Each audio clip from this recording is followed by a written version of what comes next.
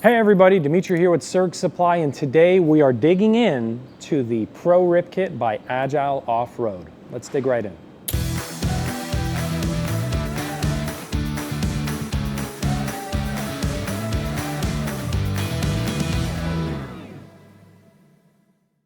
So cat's out of the bag, we primarily install Agile suspension systems. Now we've done a lot of Van Compass and others in the past.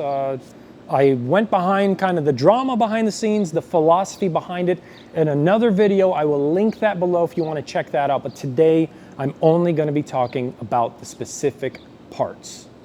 Let's dig into this. First and foremost, this kit right here is for the most common vehicle we install for. It is a Pro Rip Kit for a Sprinter 144 high roof, all-wheel drive, 2500. I think his rear axle weight right now is somewhere just under 4,500 pounds, although I don't quite remember. The good news is we send all of that information over to Agile before we get the kit. Their engineers will put together the right kit for us instead of a one-size-fit-all solution. What we like to do here at Circ Supply before any suspension installation is we will actually take everything out of the box, lay it all out, pre-assemble it, how it would go, make sure nothing's missing, nothing's damaged, and that creates a golden opportunity for me to show you everything included, what it does, and kind of the reasons why it gets me all fired up in bed at night. Okay, we're gonna start with what I think is maybe the most unflattering thing. It's gonna be the rear side. The front gets me going. It's beautiful, there's a lot of different colors, shiny parts and bits. The rear is kind of the unspoken hero of the suspension kit. So let's pan down here. I wanna show you this guy right here. This is the leaf pack. Again, this is only one of two leaf packs. Obviously you get one on each side. The reason I really love this thing is that it comes pre-assembled. I don't need to take it apart. I don't need to add a leaf. No Band-Aids, no shims. This thing is properly rated and pre-assembled for the vehicle I need to install it in. No guesswork, no jimmy rigging stuff. For that reason, I'm very stoked on it. Now, technically, I don't know enough about leaf springs to tell you why the specific leafs are better than other leafs, but I have faith in the engineers that put it together. And while I'm here, I must mention, I'm not a suspension expert, I'm not a mechanic, and I'm not an engineer. I love learning, I love asking questions, and before the time that I filmed this video, I put a lot of time into interviewing and researching the right people so I can get you the most accurate answers. That being said, if I said something in this video that's not accurate, or you have questions on, or has changed since, I encourage you to leave a comment below for the next guy, and maybe we can address it in a video down the road. So now that leaf packs and legal disclaimers are covered, let's talk a little bit about the auxiliary strut system. The auxiliary strut, okay, so it's no secret, this suspension system uses Fox components. This is not Falcon like you might see with the other ones. This is Fox. Truth be told, I don't have enough experience, and I've never taken a van or even a truck off-road hard enough to notice a huge difference in the dampening between the two companies. But Fox is tried and true. I believe the parent company is Terraflex out of Utah. It's mostly US made, but they're dealing with stuff a lot more intense than vans. You know, if they can get a vehicle through the Baja 500, Baja 1000 safely under that kind of punishment, I have pretty damn good faith that they can get something like this through traffic on I-95. So why this is special, why I like it, first and foremost, the construction is really solid.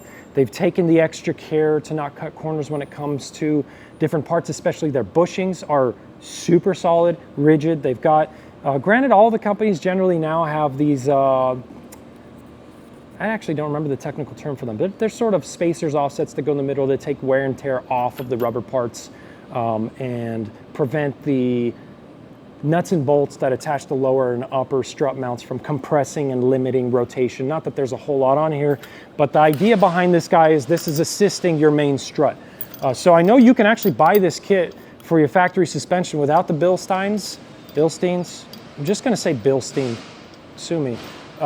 So this will work without it. You don't need that one, but this paired with that is kind of like a match made in heaven. A couple important notes here. This obviously isn't installed in the vehicle, so the final installation looks a little different, but the upper bracket is kind of standard. This is going to be the same across other kits. It's just a reinforcing cage that goes up top, spread that kinetic energy across a broader surface area, and ultimately prevent damage to the inside of your Sprinter kind of frame, chassis, whatever you want to call it. Cool thing about this is it fits both the NCV3 and the VS30 models and the four-wheel drive and the all-wheel drive models. So depending on which vehicle you have, you may have extra bolts. For instance, we have bolts here for NCV3 models that have adjustable headlights, even though that's not the case here.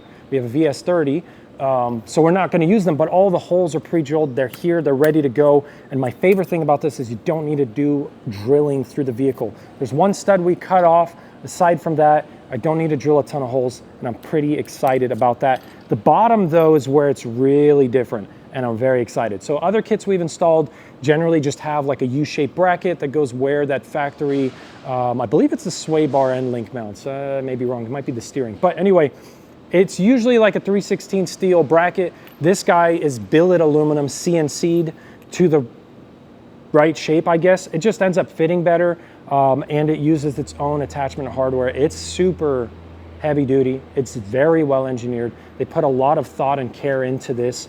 Little details that most people would never notice, but get me giddy at night in bed, like a countersink to hold the washer inside between this actual 5-inch bolt. I think it's a grade 6. It's crazy. Yeah, they're using good hardware. It's like the little details that matter to me and that count. And by using aluminum, it's a lot lighter than the steel.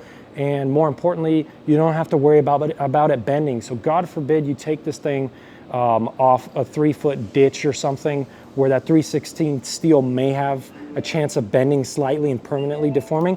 You really don't have to worry about it with this. And for that reason, I'm a big fan. Enough about the auxiliary strut. Let's move on to the main strut. This is the Bilstein B6, and sorry to deviate here for a second. I'm a big overland nerd. I've got a Gen 3 Tacoma, and it came with factory Bilsteins, obviously not this one.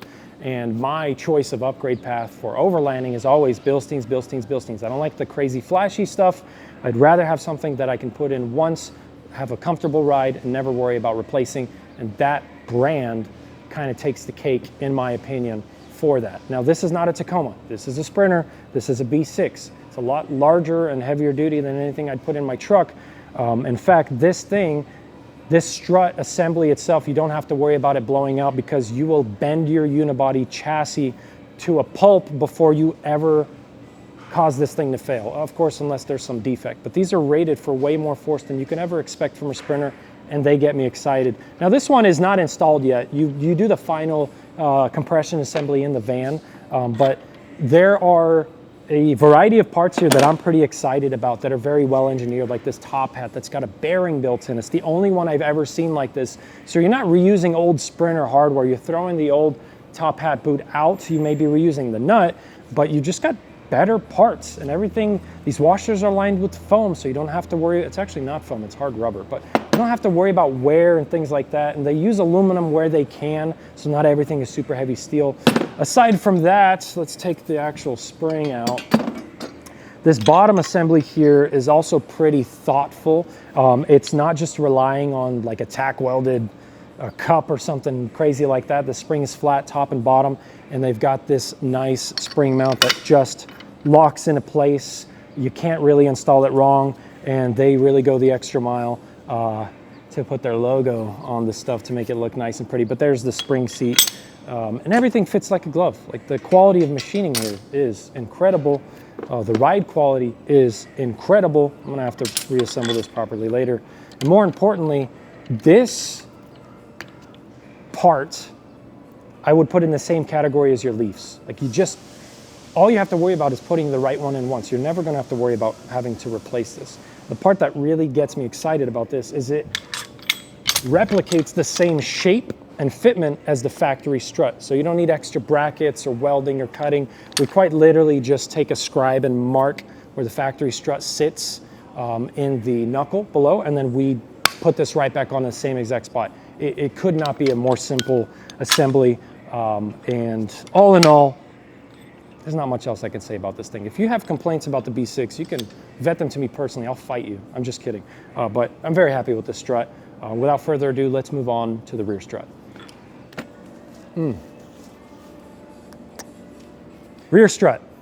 There's not a lot to say about it aside from thank you so much. Oh my God, I cannot thank you guys enough for two things that absolutely drive me insane with other suspension systems. Number one, thanks for banning this before you ship it so that I don't have to sit there like Hercules himself and try to compress this or use jacks or God knows what other jerry-rigged method to try to get this compressed enough to fit into those mounting points. So thank you, thank you, thank you. If you're a DIYer, you're thinking of doing this yourself, you're gonna be so glad to see this. The other, and actually far more frustrating thing to do on these struts are these rubber boots. Slipping them on and zip tying them sucks so bad. It's already done. It comes out of the box like that. Aside from that, this is the commercial series from Fox. This is their 2.0, I believe. It's a great strut. I don't really know enough about the mechanics of, you know, fluid movement and passing inside the strut and reservoirs to give you my opinions on it, but it does really damn good for most people's use cases in vans. And the more important part of why I like this kit more actually has nothing to do with the rear strut and has everything to do with how it mounts. Very nice. Okay, this is the rear upper strut bracket. This is to prevent that factory bolt from shearing.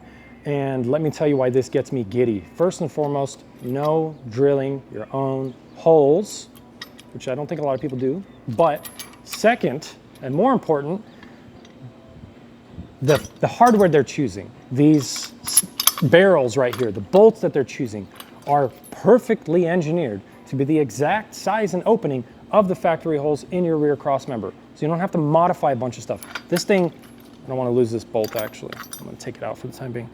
This thing passes right into the cross member. You got a badass aluminum plate here.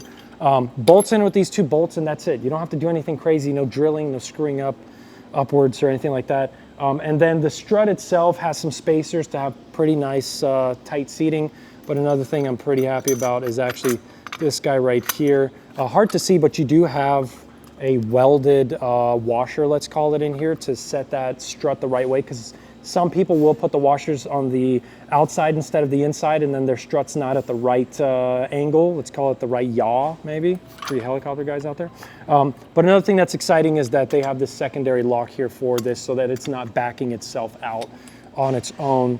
It's the little things that make a difference for me. Aside from that, it's kind of standard. Other kits have things like this. I just think they put way more attention to detail and ease of installation. And as a builder and installer, that gets me giddy. That's the top. Let's talk about the bottom.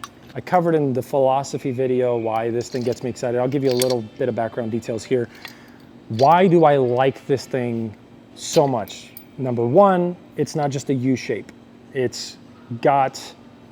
It extends above the actual factory strut mount. It's welded quite well, and it adds a little bit more, let's call it supportive geometry to the assembly so that you don't have to worry about stuff bending and breaking over time. Second reason why I'm particularly obsessed with this part is on the other suspension kits, which I will not name, we have to cut the lower factory strut mount off in order to fit the new reinforced lower bracket. I hate that. I'm not a fan of that. I don't like cutting anything on factory vehicles because you never know what the next buyer, next owner of the van's gonna do, if they're gonna need it. And you also never know if something terrible happens, you get in an accident, God knows, you can come up with a scenario on your own, and they find a reason to blame you for it because your strut came off, you lost control of the vehicle, blah, blah, blah. You shouldn't be cutting, you shouldn't be cutting factory, components, whether it be strut mounts, axles, you name it. Generally not a good idea for liability. This thing gets me so excited is instead of chopping and then attaching, this guy slips right over that factory bracket. It bolts into the same holes. It's not just ending right here, but it comes over the top too, which is really cool. They have spacers here so that your lower strut is perfectly centered behind these. The tolerances are tight. The clearance is great. You don't have to worry about that compression screwing up that strut's proper function, and there are spacers reinforcing the whole way up I don't know, it's just really well engineered. It's thoughtful. I'm a big fan of it. It's done quite well. We're gonna install it and I'll show you what it looks like on a van when it's done. But overall, that kind of just covers the strut stuff. I have a few more small odds and ends that make me happy I want to cover, and then we'll wrap this thing up. Here's the last part, offset. This is something we run into a lot with sprinters. Most people who are putting suspension kits on their sprinters are not running factory wheels. The guy behind me, Noel, I won't mention your last name, shout out to Noel. Thank you for letting us work on your van, it means a lot to us.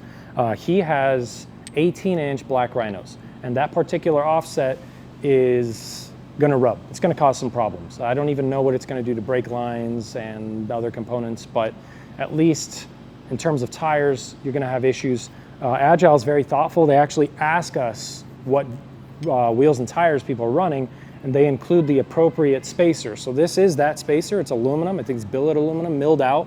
Another thing for you mechanics out there, they're very specific in making sure to tell you that you put anti-seize on this thing so that the next guy's not sitting there with a sledgehammer cursing the day you were born. And they give you replacement studs, so these will thread into your factory wheel mounts. You're gonna obviously Loctite these guys, and they give you new lug nuts that will thread onto that. And they match, they're black. I don't know, it's cool. The spacers, sure, you can buy your own spacers, you can do it on your own. But another reason why we're obsessed with the Agile kits is just all the extra thoughtful engineering, all asking the right questions and making sure that the end user is getting a kit that is made specifically for their sprinter, not a one-size-fit-all, and leaving them to deal with the mess later. For that reason, I'm pretty stoked on this. There it is, folks. This kind of covers the Agile Offroad Pro Rip Kit for the Sprinter. They have other kits. They have kits for different vehicles. We'll make videos on those in the future. I hope you enjoyed this video. I may have touched a little bit on why we're using this kit now as our standard. And if things ever change, I will upload another video to tell you guys why we changed them. But as of the day that we're filming this, I truly believe this is the best kit on the market. We are actually official installers for Agile Offroad. So if you're looking to get a suspension kit like this installed in your van or maybe your Tacoma, get in touch with us. We're happy to do it here at Surge Supply. And I want to end this video with one thoughtful remark.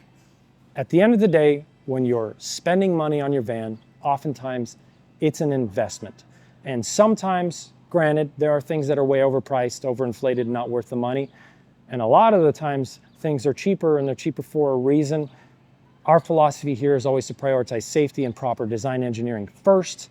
And for that reason, they take the cake. Everything here is extremely well thought out, thoughtfully engineered, and more important to me, their customer service is there for you. So whether you're having us install it, you're installing it yourself, you can always rely on Agile's team having your back. Never been sent to voicemail, never had issues if things are missing. Actually, to this date, I may be wrong in the future, this is the only suspension kit I have ever received that has had no missing parts, or at least this brand, this company, has never sent us suspension kits with missing parts. And that's something we have to fight all the time.